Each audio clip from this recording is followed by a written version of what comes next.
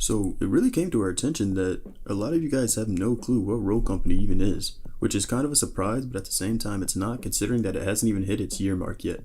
Rogue Company is a free-to-play third-person multiplayer tactical hero shooter developed by First Watch Games and published by Hi-Res Studios. Rogue Company was first released for open beta on October 1st, 2020 for Microsoft Windows via Epic Games Store, Xbox One, PlayStation 4, Nintendo Switch, and shortly after Xbox X and S release following November 25th, 2020, and finally PlayStation 5 release on March 30th, 2021. Rogue Company features full support for cross-platform play and cross-progression. Now, Hi-Res has put out some games before in the past, such as the squad-based shooter Global Agenda and Tribe Ascend, which were for the most part, but the newest addition to the family has been much better received by fans and critics alike, mostly because of its innovative playstyle and its all-around enjoyability. Rogue Company is currently in its second season right now. It came with a bunch of updates and fixes for a bunch of the bugs in the previous seasons, and even adding a brand new character named Mack, who we'll get into later in this video. But even with all these pros, there are still a couple cons in the game. The biggest one being teammates just straight up leaving or going MIA in the middle of a match, or even surrendering even if you're on the winning side. It's definitely one of the most frustrating points in this game, and the sad part is there's really nothing the creators can do. I mean, I guess they can put in a penalty of some sort, but other than that, there's really nothing they can do. There's really nothing you can do except for try to convince your team to not surrender, I guess. But all that aside, it really is a fun and enjoyable game, especially if you already have a set of people who you like to play team games with. This will really be a good time for you guys. As of right now, there are 18 different rogues who you can pick and choose from. They all come equipped with their own personalized weapons, equipment, utilities, specials, and passives. So there's sure to be a rogue out there for everybody, no matter what your playstyle is. So we're just going to go down the list of all the rogues that you can choose from, showing you their abilities and what they're best for. First up we have Anvil, who is a heavy defender tank. His special ability Barricade allows him to deploy a barricade to either use as a cover or block entranceways. His passive immunity makes him immune to all disorienting or blinding attacks. Anvil's loadout consists of a primary of either a shotgun or an LMG. His secondary is a pistol, his melee weapon is a baseball bat, his gadgets are C4, and an active protection system.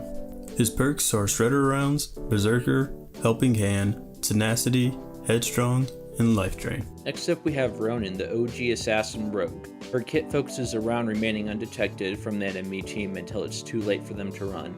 Her ability Ballistic Knife allows her to throw an exploding throwing knife. If this knife is to hit an inanimate object, it will stick to that object, and after a few seconds it will start beeping. Any enemy that comes too close to the knife will cause the knife to detonate. If the knife hits an enemy player instead of an object, it will explode on contact. Her passive Underground allows her to remain undetected by minimaps, although abilities and tacticals used for detecting enemies can still reveal her. For Ronin's loadout, she can take an assault rifle or a submachine gun as her primary. For her secondary, she takes an automatic pistol. For her melee weapon, she has a katana, and for her gadget, she can take a smoke grenade and a normal grenade. For her perks, Ronin can take Berserker, Evade, Tenacity, Nimble Hands, Replenish, and Track Around. Chaac is easily one of the coolest DPS characters in this game, with his special ability being able to pick himself back up if he's down or use it to gain an extra health boost, while his passive being Grit, which gives him additional health and ability to roll and dodge while down. For Chaac's primaries, he can either take a shotgun or a submachine gun. For his secondary, he has a Spitfire pistol. His melee weapon, he carries a katana, and for his gadgets, Chaac carries a flashbang and Semtex grenades. Chaac's perks consist of Shredder Rounds, Cloaked, Stalker, Helping Hand, Replenish, and Life Drain. Next on the list is Sigrid, the buff shield lady. Her kit is based around tanking up and pushing in on the enemy's defenses, leaving an opening for her teammates to follow her up. Her ability allows her to bring up a ballistic shield that she can block incoming damage with. She is also able to shoot her secondary with the shield out and is able to melee the enemies with it. Sigrid's passive Athletic makes her immune to slow effects and lets her move faster when she's crouched. Sigrid can outfit herself with a submachine gun or a shotgun as her primary. For her secondary, she takes a semi-automatic pistol. For her melee weapon, she has a throwing axe, and then for her gadget, she can take an adrenaline shot and a Semtex grenade. And for perks she can take, she has Shredder Rounds, Nimble Hands, Tenacity, Life Drain, and Lifeline. Up next we have the Fire Queen herself, Scorch, who is one of the heaviest hitting DPS characters to date. Her special ability being Overheat, which allows her to shoot fire rounds at her opponents, and her passive, which makes her fireproof. For Scorch's loadout, she can either carry an SMG or a shotgun as her primary. Her secondary consists of an A3 salvo pistol. For her melee, she has her bionic arm, and her 2 gadgets are incendiary grenades and an EMP grenade. Scorch's perks consist of Berserker, Evade, Tenacity, Nimble Hands, Headstrong, and Replenish. Up next we have Saint. He is the main medic rogue in the game.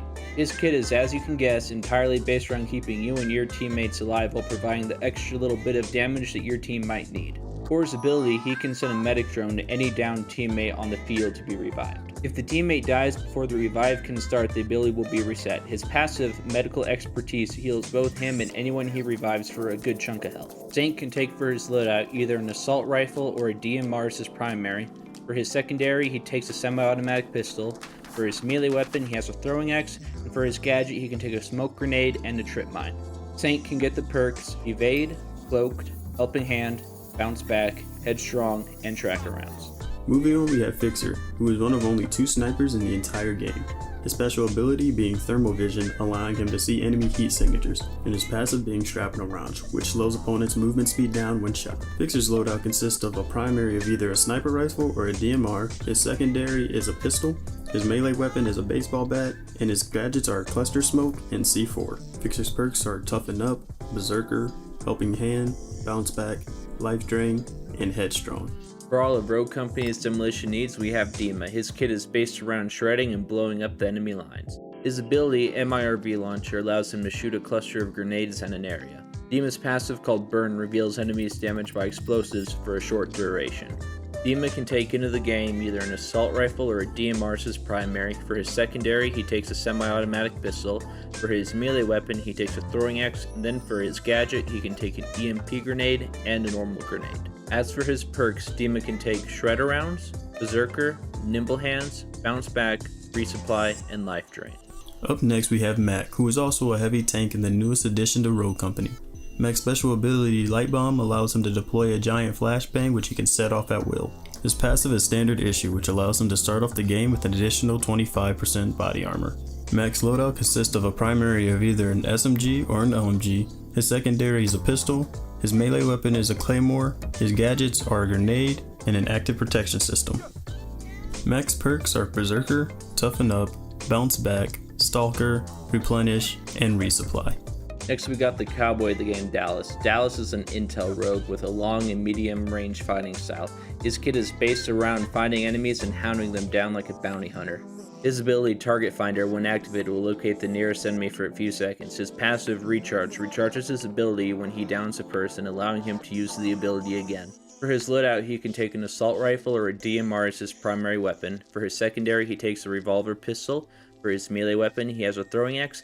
And for his gadget, he takes an EMP grenade and an incendiary grenade. Then for the perk styles can take, there is Padded Steps, Berserker, Stalker, Bounce Back, Headstrong, and Replenish. Stepping up to the plate, we have Phantom, who is the first sniper in this game.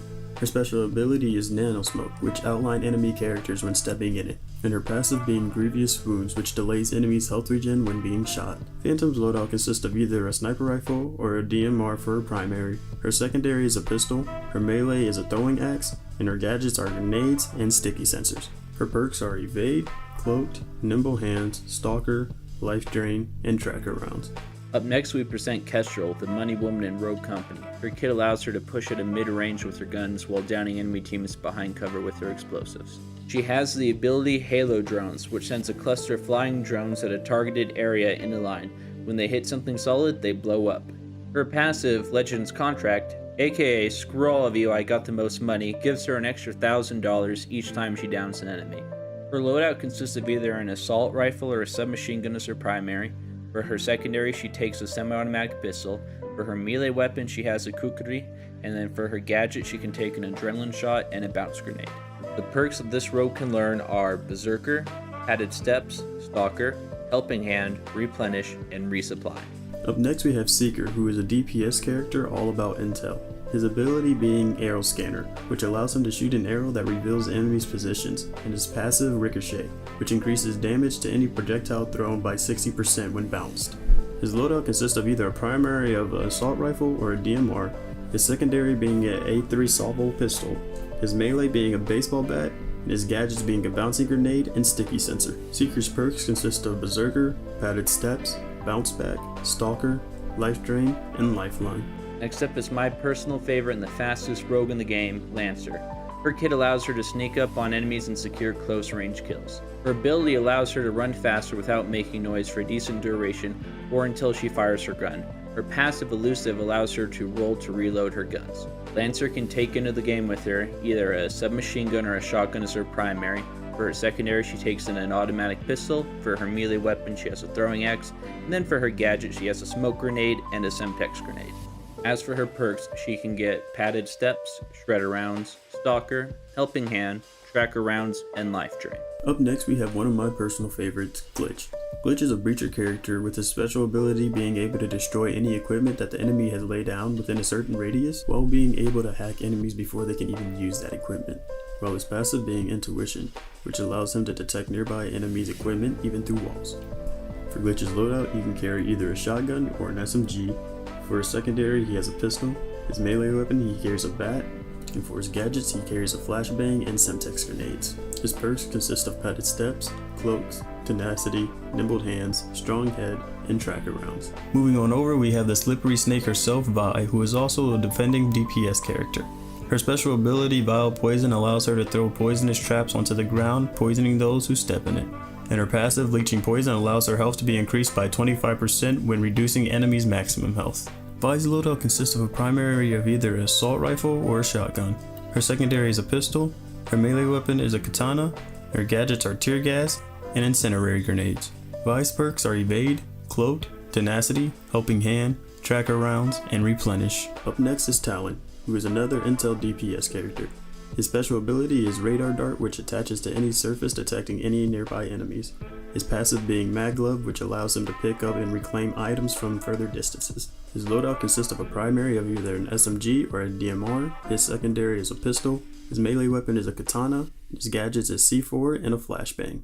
Talon's perks are Shredder Rounds, Padded Steps, Tenacity, Nimble Hands, Tracker Rounds, and Life Drain. Up next we have Dahlia, who is a support character. Her special ability allows you to link up with any ally for the duration of the round, allowing you to pick them up if downed as long as they're in the radius of 30 meters. Her passive buddy system allows you to inherit the passive of the ally that you're linked with. For Dahlia's loadout, we have her primaries being either the SMG or a DMR, her secondary is a pistol, her melee is a katana, and her gadgets are smoke grenades and a normal grenade. Dahlia's perks are Shredder Rounds, Cloaked, Tenacity, Stalker, Lifeline, and Replenish. Lastly, I introduced you to the Barbed Wire King himself, Trench. Trench's kit is based around locking down points of interest and keeping his enemies at bay. For his ability, he has his Barbed Wire Grenade. When this grenade is thrown, it drops a large pile of barbed wire where it lands. Enemies that walk through this pile will be slow to a walking pace and won't be able to roll out of the pile, making them easily killable. As for his passive, he has Gadget Up, which gives him an extra gadget. For his loadout, he can take an assault rifle or a DMR as his primary. For his secondary, he takes a semi-automatic pistol. For his melee weapon, he carries a baseball bat, and for his gadget, he can have a trip mine and an active protection system. As for perks, he can take Berserker, Toughen Up, Helping Hand, Bounce Back, Headstrong, and Tracker Rounds. There are currently 3 game modes in Rogue Company: Demolition, Extraction, and Strikeout. The first mode, and our group's favorite mode, is called Strikeout. In this mode, each player starts with life and has a shared pool of 16 lives for the party. You start each round by buying upgrades to your loadout. Unlike other modes, the rogue that you start with is the rogue you will keep throughout the entire match. In each round, there will be a point of interest both teams can take over and defend. Capturing this point will start a 30-second countdown. When this countdown reaches 0, the team that is not controlling the point will lose a life. With each game going up to 5 rounds, each round you must take all 20 lives from the opposing team to win the round. The winner of the match is the first to win 3 rounds. Demolition is considered to most Rogue Company's premier competitive mode. In Demolition, an attacking team attempts to plant a bomb at one of 2 sites, while the opposing team tries to either stop them or defuse the bomb, which can be done as long as there's still 1 minute left on the clock. In Extraction, 2 teams comprised of 4 people fight for control of changing objectives throughout the map, and the first team to hit 6 rounds wins the game. The maps in this game are mostly asymmetrical. This means that depending on the map, a team may have an advantage on starting closer to objectives or good vantage points. Fortunately, the teams switch starting points after 2 rounds. Points of interest are switched after each round, with most maps having 3 points of interest to switch in between. These maps overall feel really well done lore-wise. I can see James Bond taking down baddies at each one. With all that said, we here at the Dead Knight Crew feel that you have everything you need to dive into Rogue Company. Next, you should check out our tips and tricks video for tips on how to win more of your matches, and for you veteran players, check out our video on if we think Scorch is overpowered or not. Don't forget to like and subscribe and hit that bell notification for future Dead Knight awesomeness. Have a great day, everyone.